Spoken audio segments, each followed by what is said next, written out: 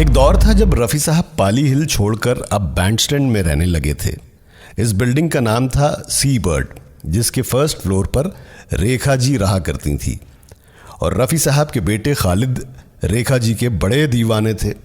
एक बार रफ़ी साहब अपने परिवार के साथ लिफ्ट से नीचे उतर रहे थे तो खालिद ने लिफ्ट में कहा कि अब्बा, अब ये बिल्डिंग आप बिल्कुल मत बदलना, ये बहुत अच्छी जगह है।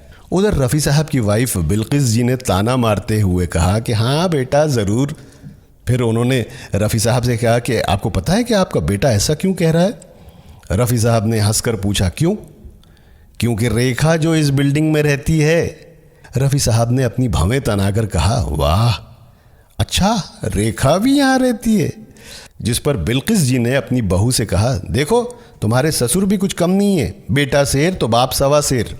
रफ़ी साहब इस पर कुछ कहना चाहते थे लेकिन उनकी हंसी ही नहीं रुकी।